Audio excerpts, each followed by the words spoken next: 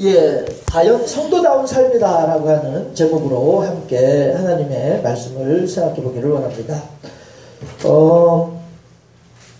우선 이렇게 한번 생각해 보시죠. 무엇 답다. 네. 무엇 답다라고 하는 말은 무슨 뜻일까 하는 것입니다. 이거 가지고 제가 국어사전을 찾아본 건 아닙니다만은,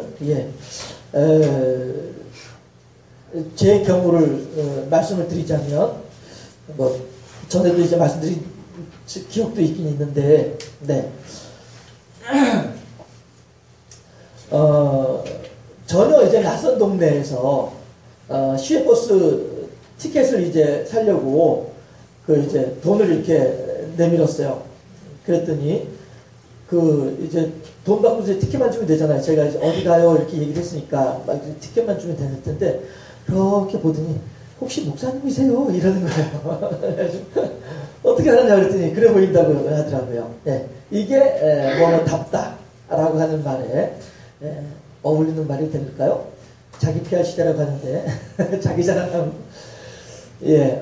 답다라고 하는 말은요 결국에는 적당하다 이런 의미가 아닐까 싶어요. 혹은 조화롭다, 어울린다 이런 의미.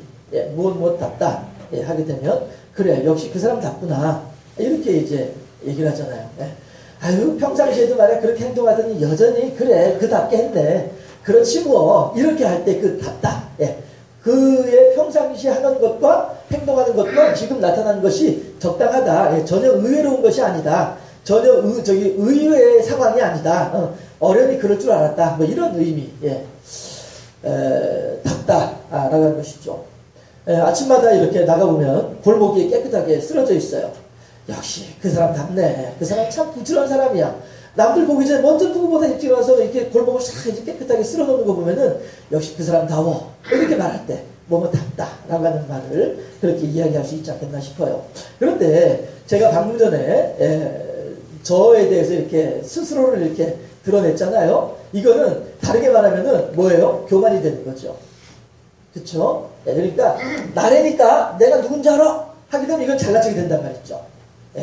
머리야 하면서 이제 반지 보여주고 말이죠. 이렇게 하면은 그냥 이제 교만이 되고 잘난 척이 되는 것이고, 이 평가의 주체가 답다라고 하는 그 평가를 누가 하느냐에 따라서 아름다운 미담이 될 수도 있고, 아니면은 아유 참네 역시 기분 나쁘네. 이렇게 이제 교만하네. 잘난 척하네. 이렇게 이제 반응이 나올 수도 있다라고 하는 것이죠. 해서 평가의 주체가 내가 되어져서는 안 될 것이고요. 다만 타자, 내가 아닌 다른 사람들이 나를 평가해 줄 때에 그 평가가 온전한 평가다라고 하는 것이죠. 그리고 그것도 어떤 한 사람의 평가라기보다는 여러 사람의 공통된 평가, 그 평가가 바로 나의 삶의 모습이 아니겠느냐라고 하는 것입니다. 했을 때에 결국 우리들은요 누구의 평가를 받아야 되겠는가 하게 되면요 오직 하나님의 평가가 우리들에게는 가장 중요한 평가가 될 것입니다.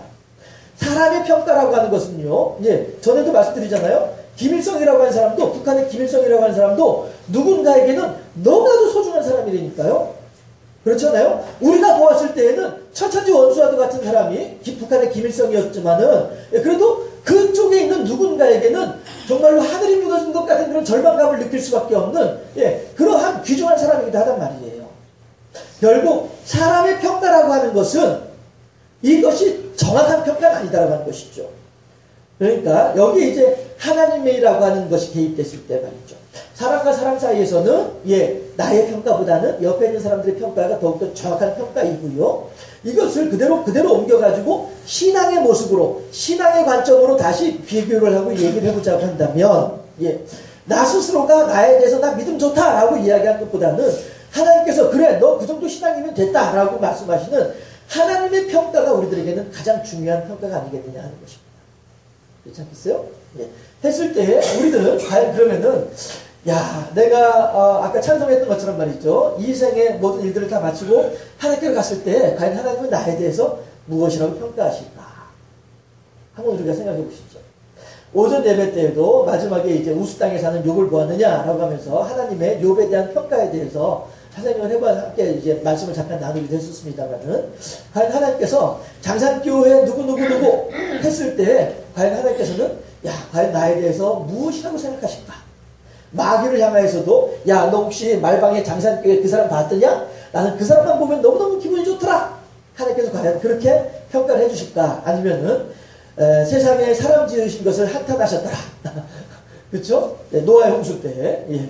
하나님께서 세상에 사람 지으신 것에 대해서 후회하셨더라 하는 것처럼, 내가 왜 저 사람을 만들었을까? 혹시 하나님께서 나에 대해서 그렇게 평가하고 계시지 않겠는가 하는 것입니다. 오직 하나님께서 나를 어떻게 평가하실지, 이것이 우리들에게는 가장 중요한 숙제가 아닐까 싶습니다.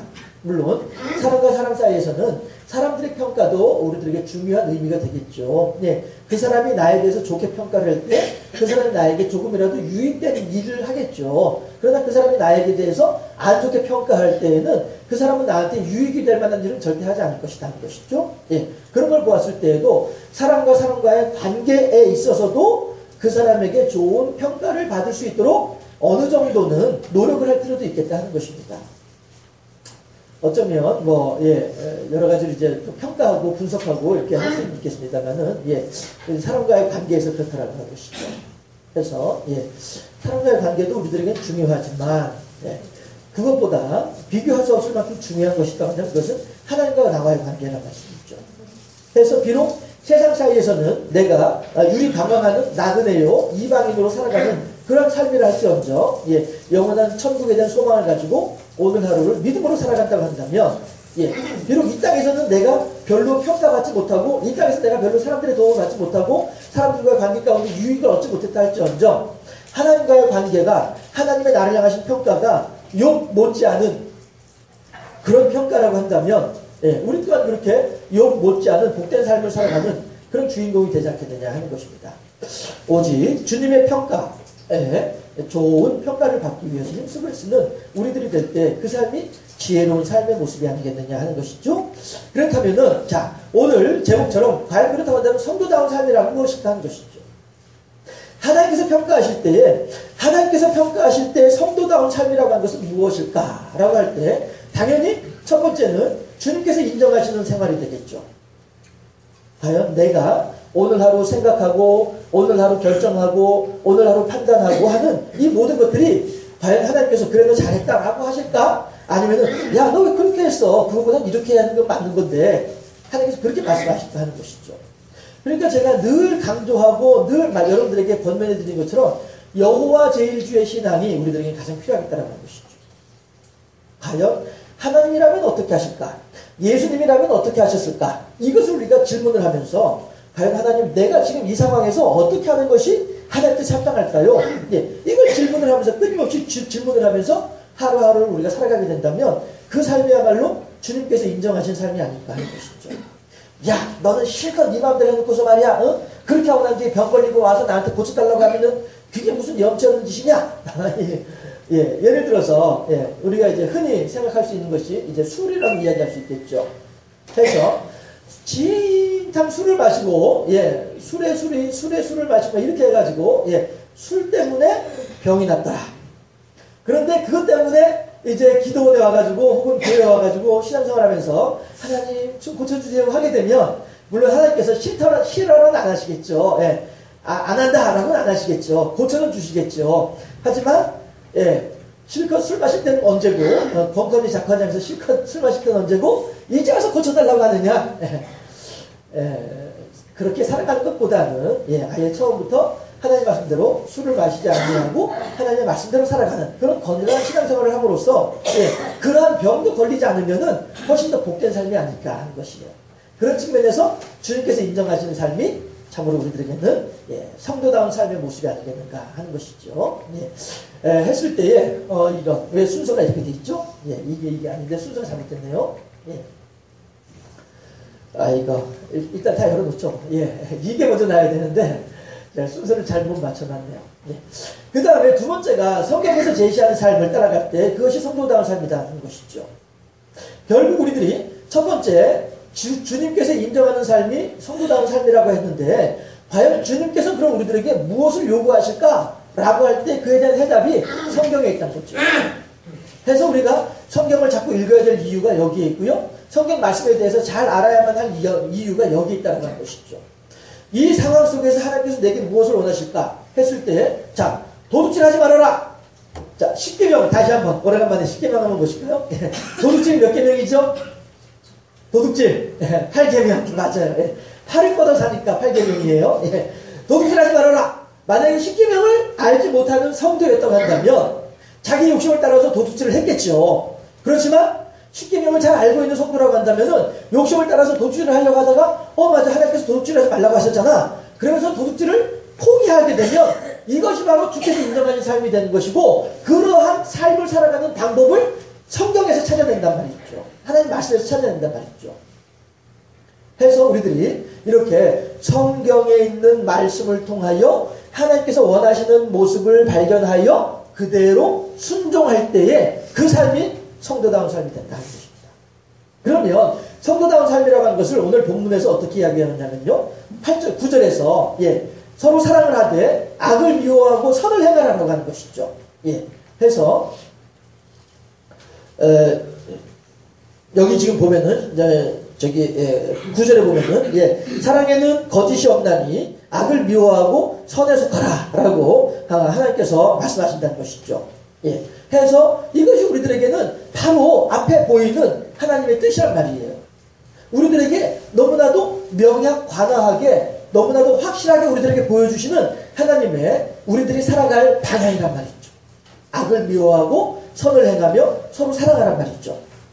이것이 하나님께서 우리들에게 원하시는 삶의 첫 번째 모습이란 말이에요. 오늘 본문에서 이야기하는 첫 번째 모습이란 말이에요. 그 다음에 하나님께서는 형제와의 관계에 대해서 말씀하시고 10절에서요. 11절에서는 주님과의 관계에 대해서 말씀을 하시고 12절에서는 개인에 대해서 말씀을 하세요. 그리고 마지막 13절에서는 공동체에 대해서 말씀을 하십니다. 해서 형제에 대해서는 어떻게 하냐면은 실천하라고 서로의 9절에요. 사랑에는 거짓이 없나니 악을 미워하고 선에 속하라. 이것을 우리들이 10절에 참 9절이 아니고 10절에 형제를 사랑하여 서로 우애하고 존경하기를 서로 먼저 하라는 거예요. 이것을 실천하라는 것이죠. 성도와의 관계 속에서, 형제와의 관계 속에서 서로 간의 사랑을 실천하는 것이, 이것이 성도다운 삶이다라고 하는 거예요. 이것이 하나님의 뜻이다라고 하는 것이죠. 하나님의 뜻을 성경을 통해서 우리들에게 밝히 보여주고 계신 거예요. 해서 형제는, 형제와의 관계에서는 우리들이 서로 사랑을 먼저 실천할 때 이것이 하나님의 뜻이다라는 것이죠. 야! 그 사람이 나를 얼마나 미워하는지, 내가 왜 그 사람을 이해해주고 내가 왜 그 사람을 용서해주라는 거야? 나 그렇게 못해. 이거는 하나님의 뜻에 전혀 반대되는 모습이라는 것이죠. 그 사람은 나를 미워할지라도 나는 그 사람을 사랑할 수 있는 실천을 우리들에게 요구하시는 거예요. 그래야 성도다운 삶이다라고 하는 것이죠. 그러면 주님과의 관계는 어떠하냐? 11절에서 부지런하여 게으르지 말고 열심을 품고 주를 섬기라. 부지런하여 게으르지 말고 열심을 품고 주를 섬기라. 결국에는 하나님을 경배하고 하나님을 섬기는 것이 중요하다는 것이죠. 제가 전에 그런 말씀 한번 드린 적이 있었어요. 저 어렸을 때 살던 동네에 선배가 몇 년 선배인데요. 이 동네가 갑자기 이제 이른바 요즘 말로 하면 재개발이 된 거예요. 예전에 전두환 시절 때 민정당이라고 했었었죠. 민주정의당이죠. 그 민주정의당 정치연수원이 그 동네에 들어온 거예요. 그렇게 하다 보니까 그 주변 땅값이 엄청나게 올라버렸어요. 한순간에. 그렇게 한 상태에서 동네 선배가 하는 얘기가, 우리 아버지 넘어지면 난 이상할 끝이야. 그게 무슨 말이에요? 우리 아버지 죽으면 나 유산 받아가지고 난 떵떵거리면서 살 수 있다. 이렇게 얘기를 하는 거예요. 참 그거 보면서 그 뒤에, 그때에도 그랬었지만 그 뒤에도 생각할수록 참 어떻게 사람이 그렇게 말을 할 수 있을까? 어떻게 그렇게 생각을 할 수 있을까? 이런 생각이 드는 것이죠. 그래서 하루하루 자기가 열심히 살아서 어떻게 할 생각은 하지 않고, 그저 아버지가, 그것도 그 어른이, 저는 이제 그 어른을 직접 본 적은 없지만은, 그래도 평생을 그렇게 열심히 일을 해가지고, 일궈왔던 땅일 텐데, 그 땅값이 갑자기 올라갔다고 해서 우리 아버지 넘어지면 실은 제가 이렇게 좋게 표현을 했지만서도 실은 뭐라고 하냐면 자빠지면이라고 표현을 하더라고요. 노인네 자빠지면 이렇게 표현을 하더라고요. 너무 좀 그랬었는데 그 사람이 아버지한테 가가지고 아버지 하는 거는 그거는 섬기는 게 아니죠. 그건 경배하는 게 아니죠. 그쵸? 그저 눈앞에서 교원 명색이라고 하잖아요. 그런 척만 하는 것일 뿐이지 그건 진정한 의미의 섬김이 아니죠. 진정한 의미의 경배가 아니죠. 그렇죠? 정말로 그 선배가 자기 아버지가 정말로 존경스럽고 자기 아버지가 정말로 사랑스럽고 자기 아버지가 정말로 귀하게 여겨졌다고 한다면 우리들 앞에서 그런 말조차도 꺼내지 못하겠죠. 그렇잖아요? 그럼에도 불구하고 집에 가가지고 아버지 어떻게 저녁 드셨어? 뭐 이거는 도리어 어른을 기만하는 행위이다라는 것이죠. 성도도 마찬가지죠. 하나님을 향하여서 여러분들 혹시 이 자리에 앉아 계신 여러분들 가운데에도 모르겠습니다. 뭐 어쩌면 제가 여러분들을 향해서 뭐 관심법을 가지고 여러분들의 마음을 다 꿰뚫어 보는 건 아니니까 제가 뭐라고 할 수는 없겠습니다만은 혹이라도 하나님을 향하여서 무엇인가 하나님으로부터 울고 먹을 만한 것이 있지 않을까 싶어서 만약에 이제 앉아 계신 여러분들이라고 한다면은 그런 분들은 하나님을 경배하고 있는 자세는 아니란 말씀이죠. 정말 우리가 하나님을 경배하고자 한다면 하나님으로부터 무엇인가 받지 않았음에도 불구하고 아니면 내가 하나님으로부터 무엇인가 요구하지 않음에도 불구하고 하나님을 향하여서 사랑의 마음을 간직할 수 있을 때 이것이 진정한 의미의 경배가 아니겠느냐 하는 것이에요. 다시 말씀드립니다. 우리가 예수 믿고 천국 가기는 정말로 쉬워요. 하지만 하나님을 잘 믿기는 어려운 것이 신앙생활이에요. 그런데 그 하나님을 잘 믿는 방법 중에 하나가 뭐냐 하면 주님을 경배하는 거예요. 그냥 와가지고 앉아서 자리 찾아고 앉아있다고 해서 하나님을 경배하는 것이 아니고요. 물론 하나님께서는 그것조차도 기쁘시게 받으시긴 하지만은요. 그러나 우리가 어떤 기초적인 신앙인이 아니라 그래도 신앙생활을 한 지가 얼마나 됐고 그래도 내가 하나님에 대해서 어떻게 관계하고 하나님과 교제하고 교통하고 이런 것들에 대해서 자부심을 가지고 있는 우리들이라고 한다면요. 이 자리에서 오직 주님만을 경배할 수 있어야죠. 이 눈에 아무 증거 안 해보여도 믿음만을 가지고 늘 걸어갈 수 있는 그런 우리들이 되어야 되지 않겠냐 하는 것이죠. 이 땅에서는 나그네요 이방인으로서 살아가면서 배척당하고 외면당하고 거부당하면서 살아가는 그런 삶을 할지라도 그럼에도 불구하고 내 안에 역사하신 하나님을 향한 사랑의 마음을 내가 멈출 수가 없나이다 라고 고백할 수 있는 그 마음이 우리들에게 필요하다고 하는 것입니다. 과연 하나님께서 내가 몇 년 동안 내가 교회에서 하나님을 섬기면서 몇 년 동안을 내가 교회 다니면서 여러 가지 일들을 했음에도 불구하고 그럼에도 불구하고 여전히 내가 소망하는 바가 내 눈앞에 현실로 드러나지 않는다 할지언정 그럼에도 불구하고 여전히 하나님은 나의 하나님이십니다 라고 고백할 수 있는 그 신앙이 그것이 진정으로 하나님을 경배하는 신앙의 자세 아니겠냐 하는 것입니다. 하나님께서 우리들에게 그걸 원하시는 거죠. 성도다운 삶을 원하시는 거죠. 부모가 제가 그런 말씀 드렸잖아요. 제가 부모가 되어보고 제가 누군가의 자식의 입장에 있다가 제가 누군가의 부모가 되어지다 보니까 그런 생각이 들더라니까요. 이거 내 자식한테 하는 것 중에 10분의 1만 내 부모한테 하더라도 효자 소리 듣겠다 싶은 생각이 들더라니까요. 과연 우리들은 하나님을 향하여서 어떠한 마음으로 하나님께 나아가고 있을까요? 10절, 11절 말씀 다시 한번 좀 함께 합독해 보실까요? 11절 말씀 부지런하여 게으르지 말고 열심을 품고 주를 섬기라. 아멘. 우리가 자녀들을 대할 때에는요, 자녀들에 관계된 거에 대해서는 어느 누구보다 진짜 부지런하고 게으르지 않고 열심으로 자녀들을 돌보고 있잖아요. 그런데 과연 우리가 우리의 부모님을 향하여서는 어떤 마음으로 부모님을 대하고 있을까? 생각을 해보면 우리가 하나님을 향하여서도 마찬가지로 하나님을 진정으로 경배할 수 있는 이런 자세가 필요하겠다. 이것이 참으로 성도다운 삶이 아니겠느냐. 하나님께서 우리들에게 성경을 통하여서 밝히 보여주고 계시는 하나님의 선하시고 온전하신 뜻이 이것이 아니겠느냐 하는 것이죠.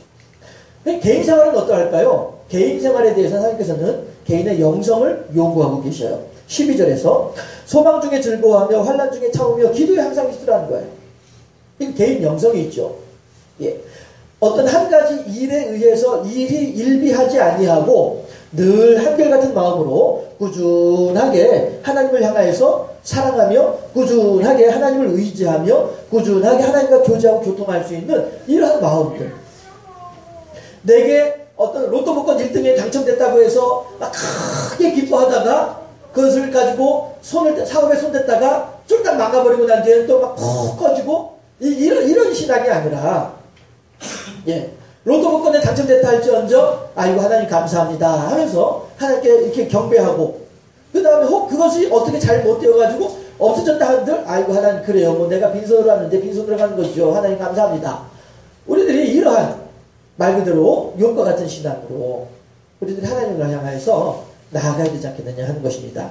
했을 때 소망 중에 즐거워하며 환난 중에 참으며 기도에 항상 힘쓰라. 예레미야 29장에서도 하나님께서 우리들에게 주고자 하시는 것은 생명과 평안이다라고 말씀하셨잖아요. 미래에 대한 소망이라고 말씀하셨잖아요. 하나님께서 우리들에게 미래에 대한 소망을 주기를 원하시는 분이 하나님이신데, 너 지금 힘들지? 어렵지? 걱정하지 마. 내가 너를 사랑하고 있잖아. 내가 너를 돌봐주고 있잖아. 내가 너를 지켜줄 테니까 아무 염려하지 마라. 아멘. 할 수 있는 이러한 믿음이 우리들에게 소망 중에 기뻐하는 믿음이다라고 하는 것이죠. 또한 환난 중에도 참아낼 수 있는, 환난 중에도 인내할 수 있는, 내 승질 났다고 해서 내가 어렵다고 해서 그냥 그냥 한번 해지키고 그냥 한바탕 해지키고 말아 끝내버려 이런 것이 아니라 환난 중에도 참고 인내하면서 과연 어떻게 하는 것이 하나님께 영광 돌려드리는 일이고 과연 어떻게 하는 것이 하나님께서 기뻐하실까, 이걸 먼저 생각할 수 있는, 환난 중에도 참아낼 수 있는 사람, 이것이 하나님께서 원하시는, 하나님께서 우리들에게 요구하시는 성도다운 삶의 모습이다 하는 것이죠. 그러면서 어떻게 해요? 항상 기도에 힘쓰는, 기도라고 하는 것이 뭐예요? 하나님과 나와의 관계에 대한 재정립이잖아요. 하나님, 저 사람이 지금 날 이렇게 힘들게 하더라도 나는 하나님을 의지하여 그 사람을 축복하나이다. 이것이 기도잖아요. 그리고 그 기도를 통하여서 나의 믿음이 한 번 더 업그레이드 되어지기도 하고요. 그 기도를 통하여서 내가 미처 몰랐던 것들을 새롭게 깨달아지기도 하고요. 또 그 기도를 통하여서 나의 흔들리는 마음이 굳건해지기도 하고요. 기도를 통하여서 늘 하나님과 교제하고 교통하는 개인의 영성이 우리들에게 필요하다는 것이죠. 이것이 또한 성도다운 삶의 한 모습이다라고 하는 것이죠. 그러면 공동체에 대해서는 뭐라고 얘기를 할까요? 13절 말씀부터 함께 합독해 보실까요? 13절입니다. 성도들의 쓸 것을 공급하며 손 대접하기를 힘쓰라. 공동체에 대해서는 하나님께서 말씀하시기를 이렇게 서로 간에 봉사하라는 거예요. 저 사람이 지난번에 이렇게 했어. 그러니까 나도 이번에 이렇게만 하면 딱 되는 거야. 이거는 봉사가 아니죠. 이건 계산이죠. 특히나 이런 거 생각해 보면 어떨까 싶어요. 누구 집에 결혼한다 하게 되면은 장부 먼저 꺼내보죠. 해가지고 우리 큰애 결혼할 때 이 사람이 와가지고 얼마 부주했는데 내가 그 사람 너 어디 갔을 때 내가 얼마 부주했어. 그러니까 내가 얼마만 더 하면 돼. 이런 거 이제 장부 먼저 꺼내보잖아요. 이거는 뭐예요? 그저 계산일 뿐이지 봉사가 아니라는 것이죠. 봉사라고 하는 것은 성도들의 쓸 것을 공급하며 손대접하기를 힘쓰라. 그 사람이 내가 이만큼 주면 그 사람도 나한테 요만큼은 주겠거니 이것에 대한 소망이 없다 할지언정, 그것에 대해서 기대할 수 없다 할지언정, 그럼에도 불구하고 같은 성도이기 때문에, 같은 하나님의 자녀이기 때문에, 같은 하나님의 사랑하시는 하나님의 백성들이기 때문에 내게 있는 넉넉한 것을 그 사람에게 나누어주는 것, 이게 봉사일 뿐이지 내가 저 사람한테 요만큼 주면 그 사람도 나한테 요만큼 더 돌아올 것이야, 이건 봉사가 아니란 거예요. 봉사는 내가 그 사람에게 주었을 때 그 사람이 내게 다시 되돌려줄 수 없는 이런 순간에도 내가 그 사람에게 줄 수 있는 것, 이것이 진정한 의미의 봉사이다라고 하는 것이죠. 그리고 그것이 성도들의 쓸 것을 공급하는 모습이 되는 것입니다. 나한테 지금 이게 많이 남아있어요. 그런데 저 사람한테는 그게 없더란 말이죠. 그러면 이 남아있는 걸 그 사람한테 주는 것, 이게 성도들의 쓸 것을 공급하는 것이란 말이죠. 성도들의 봉사라고 하는 것은 그러해야만 한다는 것입니다. 얄팍한 계산을 따라서 왔다 갔다 하는 것이 결코 아니라. 그 다음에 손대접하기를 힘쓰라. 손대접하는 것에 대해서는 하나님께서 이미 누차에 걸쳐서 말씀하시는 내용들이 있죠. 고아와 과부와 나그네를 공수로 돌려보내지 말라는 거예요. 그들이 먹을 것도 남겨놓으라고 하시는 것이죠. 왜 그래요? 그들은 어느 곳에서도 누군가의 지지를 받을 수 없는 사람들이에요. 어느 곳에서도 누군가의 후원을 받을 수 있는 사람이 못 된단 말이에요. 하나님마저도 이 사람을 외면해버리면 이 사람은 정말로 어디 세상 갈 데가 없는 사람들이 나그네들이란 말이죠. 그러하기에 하나님께서는 나그네 대접하는 것을 특별히 더 소중하게 여기시고 누차에 걸쳐서 강조하시는 거란 말씀이죠. 우리들은요, 우리들 주변에 살고 있는 연약한 사람들, 우리들 주변에 살고 있는 부족한 사람들, 우리들 주변에 살고 있는 힘이 없는 사람들을 향하여서 우리들은 어떻게 하고 있을까요? 저 몇몇 사람들이 그 사람을 향하여서 돌을 던진다고 해서 나도 같이 그 사람을 향해서 돌을 던지는 것, 이거는 나그네를 대접하는 모습, 자세가 아니란 말씀이죠. 누군가가 그를 향해서 돌을 집어 던질 때에 나가서 대신에 그를 위해서 막아주고 변호해주고 보호해줄 수 있을 때 이것이 손을 대접하는, 나그네를 대접하는 진정한 의미의 모습이고 자세다라고 하는 것이죠. 하나님께서는 우리들에게 이러한 것을 요구하시면서 이것이 내가 여러분들을 향한 나의 원하는 모습이다. 그러므로 여러분들은 이대로 살도록 하라. 이것이 성도다운 삶의 모습이다. 라고 우리들에게 요약해서 지금 말씀해주고 계시는 거예요. 로마서 12장 9절부터 13절까지 말씀이에요. 계속 말씀드렸잖아요. 로마서 1장부터 11장까지는 어떤 구원받은 백성들의 과정을, 구원의 과정을 설명했다고 한다면 12장부터는 이제 그렇게 구원받은 사람들이 어떻게 살아야 되는지 성도들의 삶의 모습, 삶의 구체적인 방향을 제시해 주는 것이 12장부터라고 말씀드렸었잖아요. 지금 그걸 말씀하고 계신 것이죠. 성도라고 한다면은 이렇게 살아야 된다. 서로 사랑을 하되 악을 미워하고 선을 행하기를 힘쓰도록 하라. 그리고 또한 형제를 위해서는 서로 이제 봉사하고 사랑하고 우애하고 존경하기를 서로 먼저 하라. 주님을 향하여서는 경배하는 자세, 신앙의 자세를 잊지 말도록 하고, 개인적으로는 늘 하나님과 더불어서 어떤 영성적인 생활, 영성을 도야하는 데 힘을 쓰도록 하라. 공동체 사이에서는 서로 간에 봉사하고 그 사람이 내게 아무런 유익이 없다 할지라도 하나님의 사랑으로 그들에게 공급해 줄 수 있는 이러한 모습을 보이도록 하라. 그것이 이 세상을 살아가는 하나님의 백성다운, 하나님으로부터 구원의 은총을 덧입은 성도다운 삶의 모습이다라고 하는 것이죠. 성경을 통해서 우리들이 어떻게 살아야 될지에 대해서 밝히 분명하게 보여주고 계신다는 것입니다.